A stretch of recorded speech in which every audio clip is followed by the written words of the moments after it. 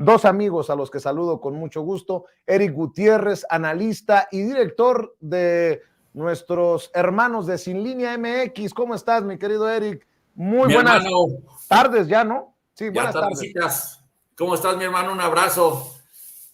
Igualmente, por cierto, tenemos reunión pendiente, mi querido Eric. La concretamos en cualquier momento. Gracias por tu paciencia. Y déjame también saludar al doctor Isaac de Paz González, como constitucionalista, como hombre de leyes. Creo que nos puede dar claridad también ante esto que estamos viendo desde la Suprema Corte de Justicia de la Nación, desde el Poder Judicial podrido al que se refiere el presidente Andrés Manuel López Obrador. Doctor, también te saludo con mucho gusto. Buenas tardes acá, buenos días allá en donde tú te encuentras. ¿Qué tal? Buen día al estimado Eric, buen día a toda la audiencia de Sin Censura. ¿Qué tal? Déjenme iniciar preguntándoles, ¿cómo ven? Así de sencillo, ¿cómo ves, mi querido Eric, esta postura de ministros y ministras? Arturo Saldívar también se pasa a, si me permiten la expresión, a la tienda de enfrente para hacer fuerza en esta zancadilla al plan B de reforma electoral. ¿Cómo ves esta situación, Eric? Pues sí, mira, se pasó al lado oscuro de la fuerza, ¿no? Mira, a mí me parece, francamente, ya un descaro, ya estamos viendo que las máscaras están completamente fuera, ¿verdad? Y a una Suprema Corte, pues ya declaradamente conservadora, ¿no?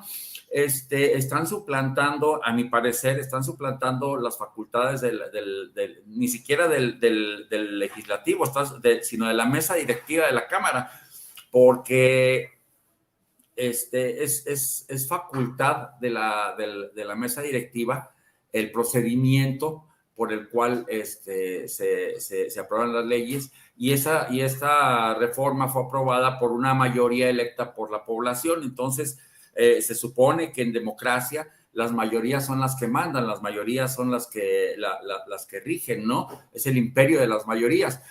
Y sin embargo, a la Suprema Corte simple y sencillamente detiene o anula el plan B, ni siquiera analizando el fondo, o sea, analizando qué fue lo que se aprobó, sino por mero procedimiento. Es como si en este momento al Poder Legislativo decidiera que no le gusta una decisión de la Suprema Corte y anulen una decisión de la Suprema Corte simple y sencillamente porque no les gustó cómo se votó, ¿verdad?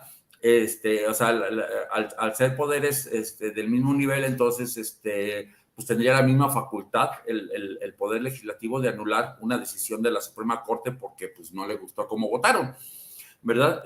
Entonces, y que la oposición esté festejando que la independencia de la Suprema Corte, bueno, eso está bien, que sea una Suprema Corte independiente. Lo que no está bien es de que utilicen su independencia para suplantar otro poder y se suman como poder de poderes, ¿no? Entonces, y esto es me parece un duro golpe contra la democracia, contra la división de poderes, hemos estado viendo las decisiones a partir de la llegada de Norma Piña a la presidencia de la Suprema Corte. Hemos estado viendo una serie de decisiones contrarias al interés público por parte de todo el Poder Judicial, lo que nos lleva a insistir, como ha insistido el presidente, insistirle a toda la gente en que necesitamos entregarle una mayoría calificada a la coalición de Juntos Hacemos Historia, compuesta por Morena, PT y Verde, necesitamos darle la mayoría calificada para que se puedan hacer las reformas constitucionales, entre ellas, ¿verdad? Y la más importante sería una reforma completa de fondo al Poder Judicial para evitar que puedan seguir suplantando las funciones del legislativo.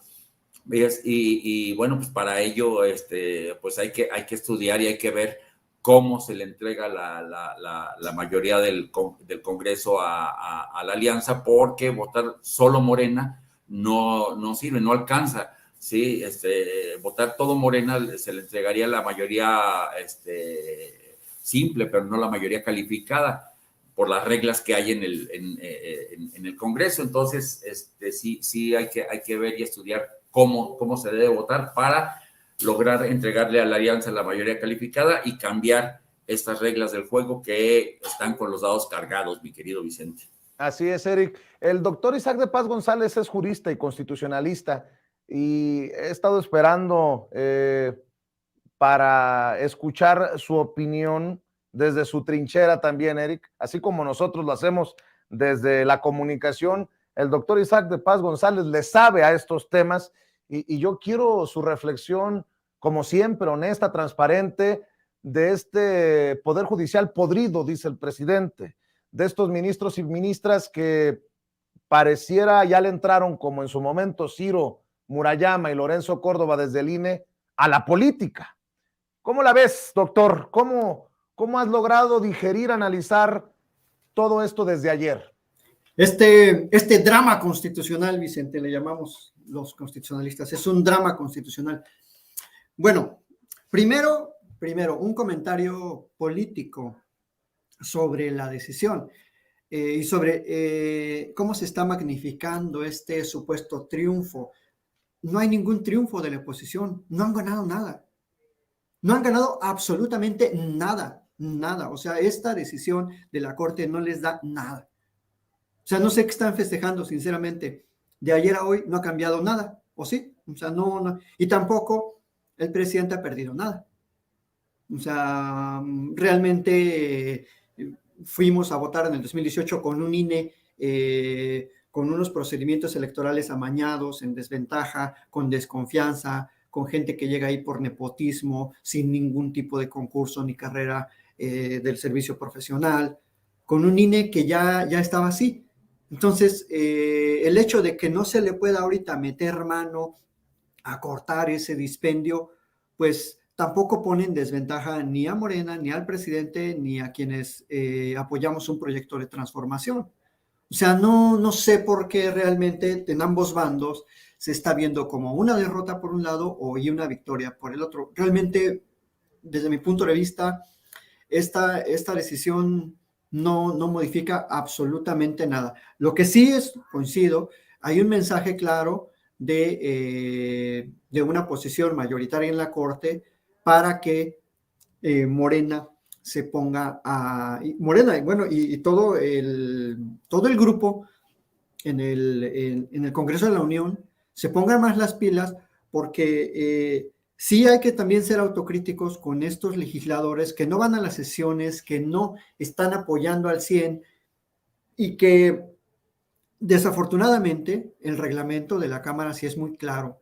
Y yo difiero un poquito del presidente, o sea, sí ha anulado la Corte procedimientos legales previos. Me acuerdo mucho de la Ley de Seguridad Nacional de Peña Nieto, la anuló igual, fast track, así dijo, no se respetó el procedimiento legislativo, se anula. Entonces, no es la primera vez y creo que hace falta muchísima autocrítica de los legisladores, porque todos se la avientan al presidente. El presidente tiene que salir a dar la cara por ellos. ¿Dónde están los coordinadores en el Senado de Morena? ¿Dónde está Monri? Porque siempre se tienen que esconder detrás del presidente. ¿Por qué siempre el presidente tiene que asumir los errores? Cuando son errores de ellos, son errores de quien dirige, quien organiza los grupos políticos. Y a mí no me parece que estén más preocupados algunos personajes por su pre-campaña o pre-campaña que por hacer su trabajo. Y eso sí puede descarrilar el trabajo legislativo como ahorita. Ellos saben, Vicente, en este ámbito, que les van a impugnar todas se las van a impugnar, hasta su nombre lo van a impugnar en la Corte. O sea, todo impugnan aunque no proceda, o sea, es el único bastión que le queda a la oposición, el litigio, como tú lo dijiste ahorita, la judicialización de la política, la van a llevar a ese rumbo. Entonces, en una de esas le atinan. Entonces parecen principiantes los de Morena y los del grupo que está apoyando, no se diga el Verde, ni siquiera fueron algunos a las sesiones, el Encuentro Social. Es decir, no hay esa autocrítica también de decir, a ver, ¿cómo le hacemos para que esto no nos vuelva a pasar? O sea, no todo tiene la culpa la Corte. O sea, ahorita estamos agarrando a la Corte de piñata, pero ¿y dónde está el trabajo político de la Secretaría de Gobernación? ¿Dónde está el trabajo político de Ricardo Monreal? Y del coordinador también de los diputados de la Cámara de Diputados, del coordinador de Morena. ¿Dónde está su chamba? Además, este señor incluso fue peor que la Corte, porque él sí votó en contra del Plan B. Él sí votó en contra del Plan B. La Corte dijo, hasta a mí me parece una ventaja, que haya dicho, el procedimiento fue inconstitucional y no entramos al fondo. No vamos a resolver si en la sustancia estas leyes son apegadas o no a la Constitución. De entrada, no seguiste la receta, por tanto, lo que dice la Corte es, no te va a salir bien el producto porque la receta no la seguiste bien, vas a hacer una cochinada. Entonces, ahí hay una gran responsabilidad política de los operadores políticos de la Cuarta Transformación, de Morena o del presidente, o todos juntos. Y eso no lo están asumiendo. Y eso creo que no se va a resolver con ninguna reforma constitucional, ¿eh? O sea, aunque Morena gane, pensemos en el escenario, Morena gana las 2/3 partes, la mayoría calificada, los 334 curules que se necesitan. O sea, va a seguir pasando esto. No van a las sesiones, se la llevan bien tranquila, andan de vacaciones, unos andan de comisionados en Europa. O sea, ¿qué onda con esa gente? El presidente trabaja 18 horas al día, 16, 18 horas es lo que anda trabajando, 14 mínimo, todos los días. Entiendo lo que dices, Isaac, y yo pregunto, nada más es más, ni siquiera por jugarle al abogado del diablo, pero ¿qué piensas de la decisión de los ministros? ¿Es una decisión política? ¿Es una decisión sesgada por sus filias y fobias hacia el presidente Andrés Manuel López Obrador? Entiendo lo de la autocrítica y hay que hacerla porque el plan C involucra a todos para poder conseguir la mayoría calificada de la que habla el presidente. Pero de esta decisión, ¿qué sacas, doctor? No, Vicente, lo que te puedo decir es que la Corte ya lo ha hecho antes, ¿eh? Ya ha invalidado procedimientos legislativos. Incluso Morena en su momento ha impugnado diversos procedimientos legislativos desde que era, ¿qué te voy a contar? Desde que era el PRD, desde que muchos de ellos estaban en el PRD, impugnaban procedimientos legislativos. Ha evolucionado el enfoque de la Corte. Ahora estudia mucho el debido proceso legislativo y cuando encuentra que no hay suficientes discusiones, lo que dijo la Corte en breve fue que no hubo un argumento suficiente para que en 4 horas se justificara que se iban a discutir todo ese bloque de leyes. Y dijo, eso no favorece el debate, eso no favorece escuchar a las otras partes involucradas.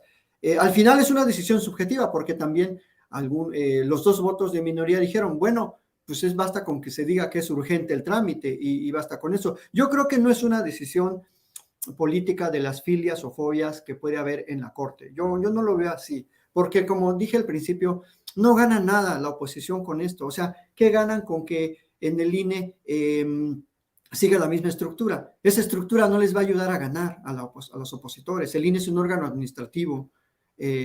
Incluso ahora pues tenemos a la presidenta del INE llegó apoyada por la Cuarta Transformación. Entonces tampoco es como que sigan ahí los Lorenzos, los Ciros o los Jacobos. O sea, no, yo no creo que... Y desde ahí, desde la presidencia y desde la Secretaría Ejecutiva, se puede redireccionar, se puede reorganizar muy bien el presupuesto. Yo en mi muy personal perspectiva, no creo que la decisión de la Corte esté incidiendo en contra, así como la ve el presidente. Yo no la veo así, porque no le da nada a la oposición. O sea, ¿qué pueden ganar esos grupúsculos, las Lili Telles, los Santiago Skrill y toda esa gente? ¿Qué han ganado con esto? No les da absolutamente nada. Entonces, creo que más bien magnificar que es un golpe político y que la Corte se está erigiendo encima de la voluntad del pueblo mexicano es incluso medio hacerles el caldo gordo, porque pues, la verdad es que no. O sea, la verdad es que esta decisión es de trámite. Ahora, sí hay que cuidar el procedimiento legislativo en lo que viene. O sea, yo sinceramente, Vicente, no creo que la mayoría que votó en contra del Plan B lo haya hecho con un afán de echar abajo el Plan B, echaron abajo el proceso legislativo. Entonces, eso es muy diferente, es totalmente diferente. Por eso yo lo veo como una ventaja de que la Corte no entró al fondo del asunto, es decir, no se metió a estudiar si era constitucional la reorganización del INE. Buen punto, porque ahora que se venga nuevamente el debate o la discusión en el legislativo y no habrá, si se siguen las normas, forma de que la Suprema nuevamente meta la mano. Así lo entiendo. Básicamente es lo que estás diciendo, doctor. Sí, efectivamente, o sea, le dio la oportunidad de, oye, hazlo bien, hazlo con 24 horas de anticipación, invita a todos, cerciórate de que hayan sido notificados, cerciórate de que hablen lo que quieran decir y ya, y lo seguimos, o sea, eso es básicamente lo que le dijo la Corte. Entonces, no le dijo, no tienes derecho a legislar así, no tienes derecho a reorganizar el INE, no tienes derecho a bajarle el sueldo, no tienes derecho a quitarle el presupuesto. Le dijo, oye, no lo hiciste bien. Y yo, insisto, ya lo ha hecho otras veces la Corte, lo hizo varias veces con Peña Nieto y bueno, también no es una derrota, vamos, yo no veo por qué tanto drama constitucional, porque esto no es una derrota, sinceramente. Más bien, si lo vemos así como derrota, no, hombre, pues andan bien emocionados, bien volados en Twitter y no, ya la Corte, el último bastión de la democracia. Por favor, o sea, no tiene nada que ver con eso, simplemente que hay que hacer mejor las cosas y eso buena falta hace en Morena porque están muy confiados, están muy embelesados y ya andan cada 8 días en campaña, ya andan yéndose a todos lados cuando deben ponerse a trabajar. La mejor campaña, y lo ha demostrado el presidente de la República, es el trabajo y no andar ahí ya queriendo ver cómo se reparte en el 2024. Esa es mi muy personal opinión, Vicente. Por eso es tan importante, creo yo, que todos se expresen sin censura. Podemos o no estar de acuerdo, podemos o no estar complacidos con escuchar tal o cual opinión o comentario, pero qué interesante lo que pone sobre la mesa el doctor Isaac de Paz González, querido Eric Gutiérrez, porque de alguna manera entonces también pensemos en que esto sirve de picarle la cresta ya no al presidente, sino el presidente como es provocador profesional, ajedrecista de la política, picarle la cresta a la gente para decir, bueno, pues para evitar estas cosas se necesita el voto masivo pues en el 2024 para lograr la mayoría calificada que de alguna manera, no de alguna manera, que no se tiene en estos momentos y entonces sí la aplanadora, Eric. Sí, Vicente, fíjate, yo sí lo veo como una decisión política por parte de la Suprema Corte de Justicia, porque acuérdate que la lucha en este momento, el lawfare o guerra judicial, no es que el objetivo de la guerra judicial no es que procedan los amparos y todos los recursos que anteponen, ¿verdad? Tampoco la queja que metió la oposición sobre el procedimiento no tenía nada que ver en realidad con el procedimiento, sino con la narrativa, sino con ganar la narrativa política, ¿verdad? De que, porque lo que está ahorita cantando la oposición es de que se detuvo el plan B, sin entrar en los detalles, y por eso es importante que nosotros entremos en el detalle de que efectivamente lo detuvieron, pero por las formas, no por el fondo, ¿verdad? Entonces, pero la batalla la batalla es por la narrativa, la batalla es frente al público, no es tanto frente a los legisladores permíteme tantito, Eric, permíteme tantito. Vamos en estos momentos al cuartel general de Morena, en donde está en conferencia de prensa Mario Delgado. Vamos a ver y escuchar. Perdón por la interrupción, Eric. Voy contigo después de escuchar a Mario Delgado.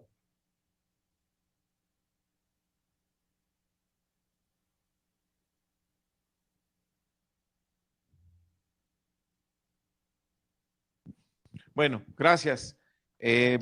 Buenas tardes. Primero, el tema obligado, sin duda, es la resolución de ayer de la Suprema Corte de Justicia de la Nación. Me parece que ya hay una actuación absolutamente política por parte de la Suprema Corte de Justicia, que desde mi punto de vista pone en riesgo el orden constitucional, porque decide invalidar una reforma aprobada de manera legítima por el Poder Legislativo. Está prácticamente sustituyendo a uno de los poderes, al Poder Legislativo, en su función constitucional de legislar. y por lo tanto la decisión de la Corte rompe con el equilibrio de poderes y rompe con el orden constitucional. Vamos a ver qué dice la Corte, que es un tema de forma, es decir, anula una reforma por la forma o el procedimiento en que se aprobó.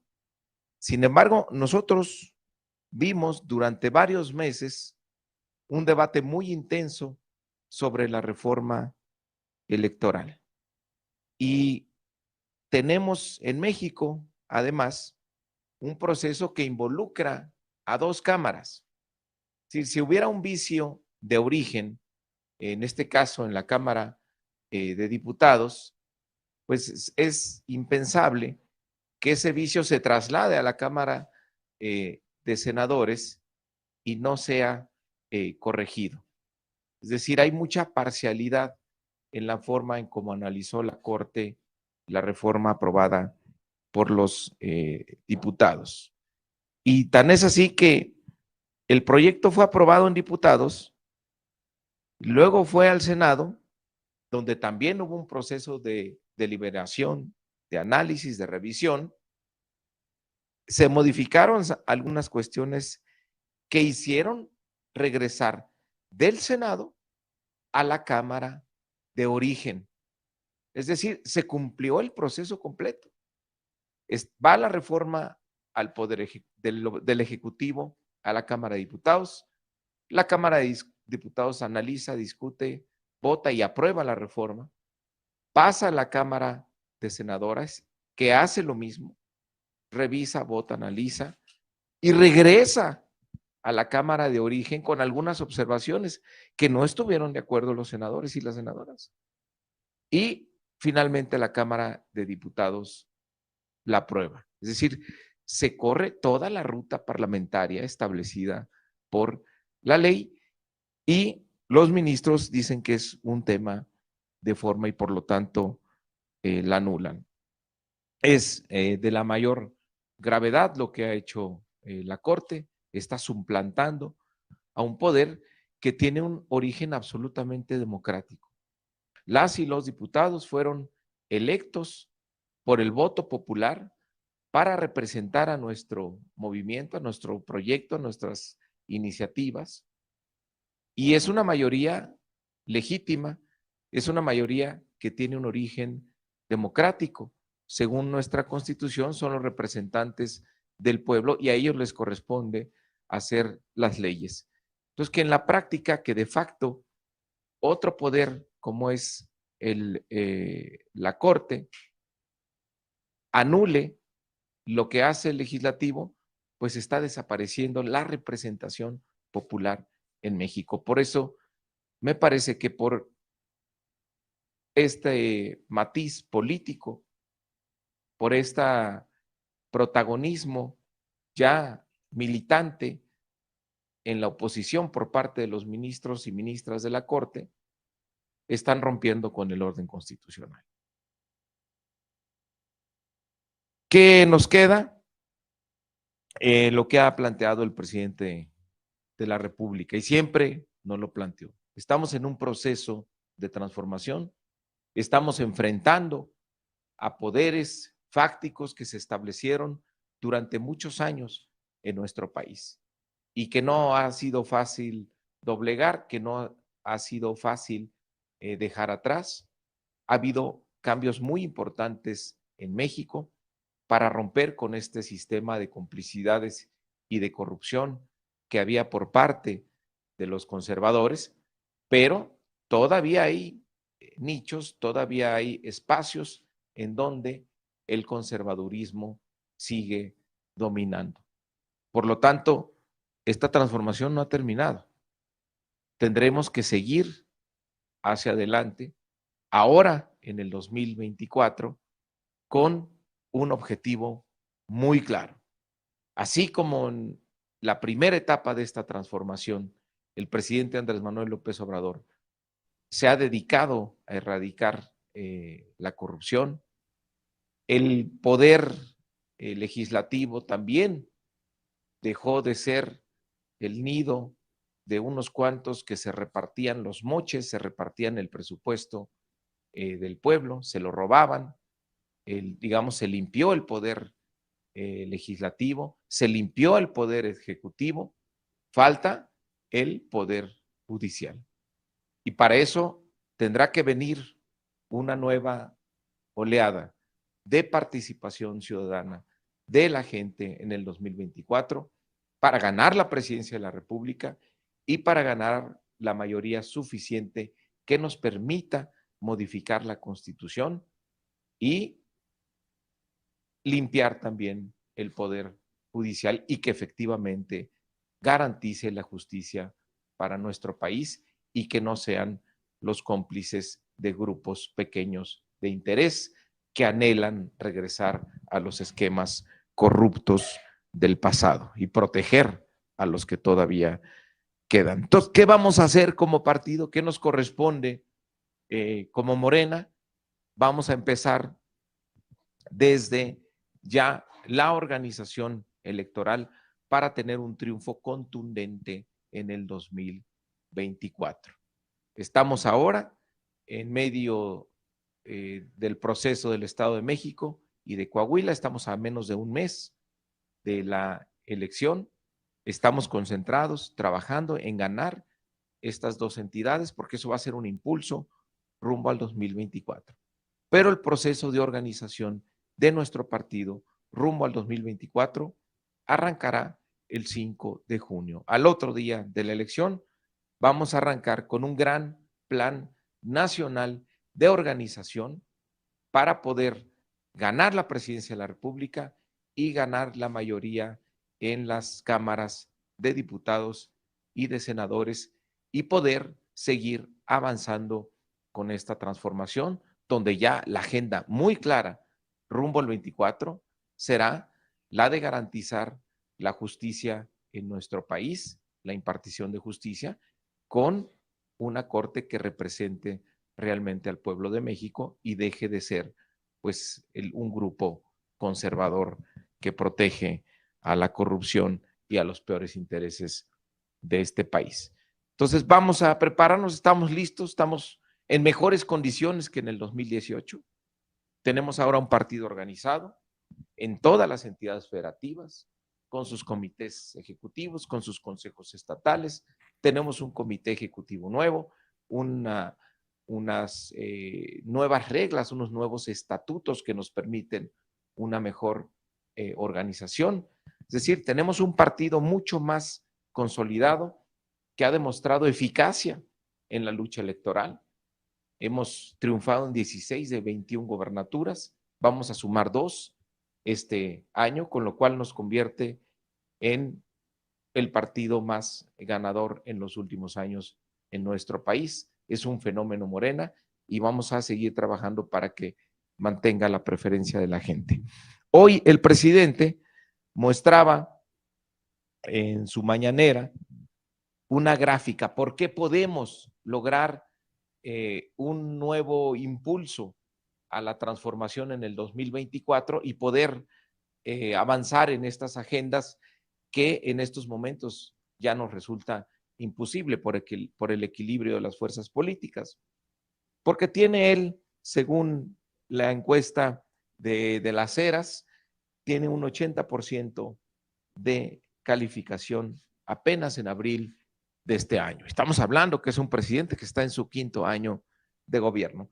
Pero en esa misma encuesta, y el presidente no la presenta porque es muy respetuoso de los temas electorales, viene cuál es la preferencia que tiene nuestro partido, cuál es la preferencia que tiene Morena.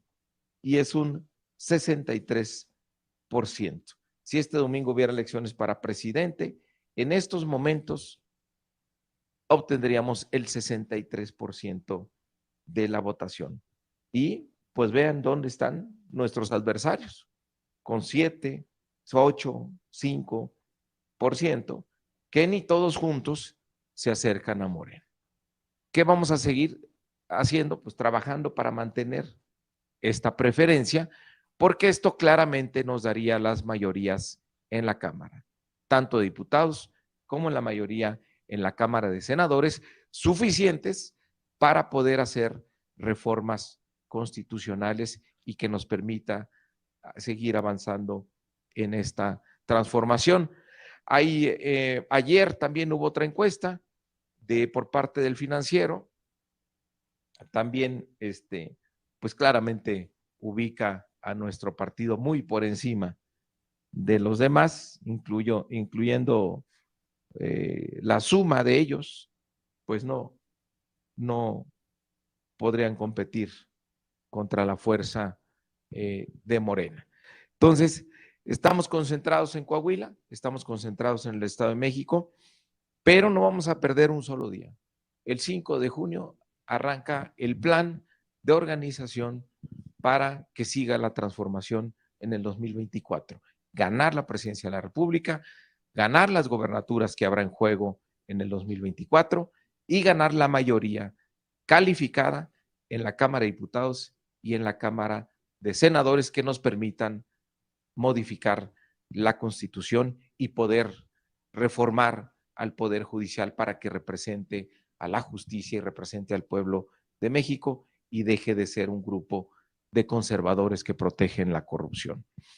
Les quiero también informar con mucho gusto que la semana pasada yo hice un llamado a las corcholatas a que nos concentráramos primero en el 23, porque hay muchos que ya tienen prisa sobre el 24. Dije, tenemos que pasar por el 23 para llegar al 24. Ayúdenme a ganar Coahuila con su presencia, con su trabajo en favor de Armando Guadiana, como un militante más, como soldados rasos, que así nos enseñó el presidente de la República, a caminar, a convencer a la gente, como un militante como todos los demás. Y tuvimos una respuesta muy favorable. El senador Ricardo Monreal dijo, yo quiero ser el primero en ir. Ya estuvo este fin de semana, el sábado y el domingo. Tuvo una agenda de medios muy importante y estuvo acompañando a nuestro candidato, cuidando siempre lo que nos marca la ley para no cometer ninguna violación o ninguna sanción por parte del INE. Ahí Ricardo Monreal fue muy claro que solo tenemos un candidato en la Cuarta Transformación y que es Armando Guadiana, y invitó a la gente a que vote por Morena, que no desperdicie su voto tirándolo por el PT o por el Verde, que en realidad pues están haciéndole el juego al PRI. Tengo la confirmación de Adán Augusto para este domingo 14. Ahí vamos a estar con él, lo vamos a estar acompañando, por supuesto. Vamos a ir a Monclova y sus alrededores. Tengo confirmada también a Claudia Sheinbaum el próximo 21. Ahí vamos a ir a la región de La Laguna, a Torreón. Y les agradezco a Ricardo Monreal, a Adán Augusto y a Claudia Sheinbaum por la respuesta inmediata y la disposición que tuvieron a decir, nosotros vamos a ayudar a nuestro partido a que logre el triunfo en Coahuila. En el Estado de México los vamos a invitar al cierre de campaña, obviamente también cuidando mucho lo que señala la ley. Y vamos a seguir insistiendo en tratar de reunirnos con Marcelo Ebrard para invitarlo a que nos acompañe a Coahuila el último fin de semana de campaña, que sería el 28 de mayo. Todavía hay tiempo para que Marcelo nos pudiera acompañar y afianzar el voto del cambio en favor de Morena. Eso es cómo vamos. Bueno, pues ahí están las palabras en vivo y en directo en conferencia de prensa en el cuartel general de Morena de Mario Delgado, el presidente nacional del partido. ¡Auch! Marcelo Ebrard sigue sin responder a la invitación para apoyar a los candidatos en el Estado de México y en Coahuila. Algo de notarse en momentos en que hay tensiones y entendiendo también las palabras de Mario Delgado, que hay algunos muy acelerados por el 2024 y hay que trabajar todavía en el 2023. Sobre lo que dijo en torno a la decisión de los ministros y ministras y lo propuesto por el presidente, dame tu opinión, querido Eric Gutiérrez. Nuevamente te ofrezco una disculpa por haberte interrumpido. Empezó como empezó la conferencia y creí importante para la audiencia escuchar las palabras del presidente nacional de Morena. No te preocupes, Vicente, así es, era importante escuchar lo que tenía por qué decir Mario, y bueno, pues está en concordancia con lo que estábamos comentando, ¿no? Que en realidad esta decisión de la Corte, bueno, pues sí es un intento por ganar la narrativa del golpe de lawfare que están intentando hacer la derecha, ¿verdad? La idea es crear en la población la percepción de que se detuvo el plan B por inconstitucional, lo cual no es cierto, ¿verdad? Se detuvo por procedimientos. Y bueno, si bien, como dice el doctor, la Corte lo ha hecho antes, eso no implica que no sea una invasión de las facultades del Poder Legislativo. Ya explicó Mario, ya sabíamos que se cumplió el proceso legislativo y que esta última parte no fue la que quizá están criticando la Suprema Corte, el último tramo del proceso legislativo. Sin embargo, calificar de urgente el procedimiento y variar ese procedimiento es facultad de la mesa directiva de la Cámara, puesto que de no discutirse plenamente un asunto en comisiones, el Pleno se establece como foro último de discusión. Entonces, mientras se dé, aunque sea por 5 minutos, pero que se dé un periodo de discusión dentro del Pleno, al final del proceso legislativo, es suficiente para que se cumpla con ese requisito por la urgencia, por haber sido declarado como urgente. Entonces, lo que hizo la Corte en esta ocasión es suplantar las facultades de la mesa directiva de la Cámara, y eso es una Cámara que es electa, mientras que la Suprema Corte es seleccionada por el Ejecutivo y el Legislativo. Entonces, eso es suplantar la democracia en sí. Entonces, a mí sí me parece un asunto delicado, ¿verdad? Si no recuerdo mal, y el doctor nos podrá recordar si estoy equivocado, no fue exactamente el mismo escenario en las reformas peñanietistas, puesto que en aquella ocasión simple y sencillamente no se cumplió con la primera parte del proceso legislativo. O sea, nada más pasó de diputados a senadores, y ahí fue donde se selló en minutos el pacto.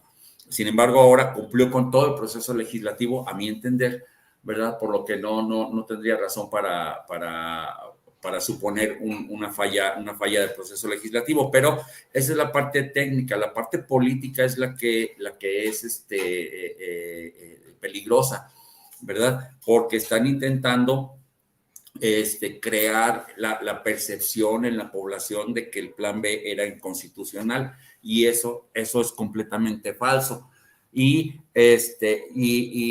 pensarlo, minimizar este problema sería minimizar la necesidad que tenemos, porque no nada más es esto, ¿sí? Sino son todas las decisiones recientes que ha tomado la Suprema Corte que van en contra del interés público, desde las decisiones de reformas hasta las decisiones que ha tomado jueces menores de liberar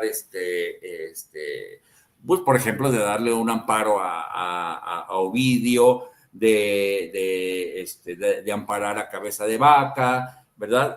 Todas esas son decisiones. Pienso yo, siento que todo el Poder Judicial se envalentonó a la llegada de Norma Piña para tratar de bloquear y de boicotear la transformación de México, y eso es lo que a mí me parece delicado. Déjame preguntarte, doctor, y agradecerles a ambos su paciencia para escuchar en vivo y en directo las palabras de Mario Delgado en conferencia de prensa. Doctor, dice el presidente que presentará una iniciativa para que sea el pueblo, para que sean los mexicanos de a pie los que voten por ministras y ministros. Tu opinión acerca de esto, lo que está planteando el querido Eric, y lo que quieras agregar, doctor. Bueno, había que aclarar que, bueno, parcialmente estoy muy de acuerdo con Eric, porque es verdad que el lawfare es muy peligroso y, como dije, es el último y el único bastión al que está recurriendo este grupo opositor a la transformación, y por lo tanto el procedimiento legislativo debiera ser impecable. O sea, no podemos estar dependiendo de esas impugnaciones, no solo contra este plan B, sino contra todas las demás reformas, porque entonces ya encontraron el caminito para ponerle un freno a la brava, de mano o con piedras o con lo que sea, a los procesos legislativos. Y no nos podemos dar ese lujo. O sea, simplemente no se puede eso. O sea, no, es inaceptable que nuestros legisladores estén siendo rehenes de sus propios errores. Entonces, ese es mi punto. Y desde luego, la decisión de la Corte es una decisión que incide en la política. El derecho necesariamente tiene esas dos caras. Es norma y es política, porque es poder. O sea, se impone a la fuerza o se impone por como está en la Constitución. O sea, no hay otro tribunal más alto en México que la Suprema Corte. O sea, eso es lo que tiene que ser. Entonces, eso es inevitable y es hasta natural de una Corte que le corrija la plana al órgano legislativo. Incluso lo ha puesto a trabajar. Hay precedentes en que los legisladores no han hecho algunas leyes que están ahí previstas, la ley de publicidad, el Código Nacional de procedimientos familiares, procedimientos civiles, y el Poder Legislativo la Corte los ha puesto a trabajar. Entonces, ahí quizás hace falta abonar en esa parte que hay mucho que mejorar en los procesos legislativos. Y luego, por otro lado, sobre esta propuesta que hace el presidente, es una propuesta que diría yo es pertinente, pero habría que esperar a ver cuáles son esas formas de cómo se van a elegir quiénes van a aspirar. El presidente ya mencionó que pueden ser incluso del Poder Judicial, que otros a propuesta del Ejecutivo, otros a propuesta del Legislativo, y que incluso dijo en la mañana algunos pueden ser independientes. Me parece buena la propuesta, puede abrir un espacio mucho más plural de participación, porque hoy por hoy, yo lo digo en mis clases, en lo que he escrito y en los medios, solo se puede llegar a la Corte si se es compa, si se es cercano o cercana al presidente. Y ahí está un claro ejemplo de las personas que ha propuesto el presidente. Regas Farjat había trabajado con él, la ministra Loretta Ortiz había participado anteriormente en Morena, la ministra Esquivel pues tiene cercanía con personas que a su vez tienen cercanía con el presidente, el ministro Alcántara y Carrancá había sido miembro del Tribunal Superior de Justicia, pero ojo, ninguno de ellos, y que me disculpen, era constitucionalista de cepa pura. Ninguno. Por eso el presidente ha reconocido, incluso ha comentado en las mañaneras que se lo dijo a su hijo cuando le preguntó, ¿en qué te has equivocado, papá? Y él le dijo, pues en varias cosas, entre otras en la elección de estas personas a la Corte. Entonces también un poco el presidente se está ahí medio lavando las manos porque sinceramente no escogió bien. Y no voltea a ver a gente que quizás tiene más trayectoria, más solidez en cuanto a sus principios constitucionales, y por qué no decirlo, que sean principios que comulguen con la izquierda, porque eso siempre va a existir en todas las cortes. En Estados Unidos tenemos un ala conservadora y un ala liberal, y en todas las cortes existe eso, en la de Inglaterra, en el Tribunal Federal Supremo de Brasil. Entonces, quizás la ventaja de este procedimiento de elección directa de ministros y ministras a la Corte puede abrir un abanico muy amplio de oportunidades para que gente que nos gusta el derecho constitucional, que conocemos y que tenemos una trayectoria, podamos participar de manera más abierta y más, que haya, pues sí, mucho más perfiles para que la gente tenga de dónde escoger y sepa, como dijo el presidente, de dónde vienen, quiénes son, cuál ha sido su trayectoria, porque sinceramente luego llegan, pues, gente muy desconocida. Digo, no estoy diciendo que los que llegaron sean desconocidos, pero algunos no son constitucionalistas. Y otros estuvieron, como pasa ahorita con algunos ministros que propuso el licenciado Peña Nieto, directamente trabajando con él o trabajando con los anteriores presidentes. Ahí está el caso del ministro Lainez. O sea, que son gente que tiene clara una afiliación política y que por eso ha llegado a la Corte. Entonces, de ese lado es una ventaja muy interesante que pueda abrir el abanico para ver quiénes podemos llegar. Ya desde ahorita me apunto a la Suprema Corte, ¿por qué no? Pues doctor, me da mucho gusto siempre saludarte. Dejemos aquí, si me permiten, la mesa de diálogo y por lo pronto cerremos invitando a la gente a tus redes sociales en donde espero que sigas compartiendo tus opiniones, tus comentarios, doctor. Sí, muchas gracias, Vicente, y gracias por el margen de libertad de este espacio, como su nombre lo dice, sin censura, y pues muchísimas gracias. Gracias a Eric, al público, y síganme en Twitter, en @IsaacDePaz, con Z, Isaac de Paz en Twitter, y en YouTube, Isaac de Paz González. Muchísimas gracias, que tengan buena tarde a ambos, y también a la audiencia. Excelente tarde. Y hacia el futuro, qué honor sería que un amigo de Sin Censura terminara en la Corte Suprema de Justicia de la Nación, doctor. Desde acá te vamos a echar porras, te vamos a apoyar con todo. Y qué bueno que mencionas esto de la libertad, porque hay ocasiones en que la gente respalda lo que dices y hay ocasiones en que la gente critica lo que dices. Pero lo importante es escuchar, es debatir, es compartir, es opinar sin pelos en la lengua y sin línea, mi querido Eric Gutiérrez. ¿Por qué no cerramos invitando a la gente a tus trincheras, Eric? Sí, muchas gracias, doctor. Una plática excelente con usted. Sí, bueno, pues los esperamos en nuestras redes. Estamos en todas las redes sociales, como Sin Línea MX, en Twitter, como Sin Línea _MX, en todos los demás Sin Línea MX. En mi Twitter personal es @erikisbach1, ¿verdad? Los esperamos, suscríbanse por favor también a nuestros canales pues vamos a debatir y otros temas en redes, ¿verdad? Y muchas gracias, Vicente, por la invitación, doctor. Muchas gracias por los comentarios y pues aquí estamos y estamos pendientes, mi querido Vicente.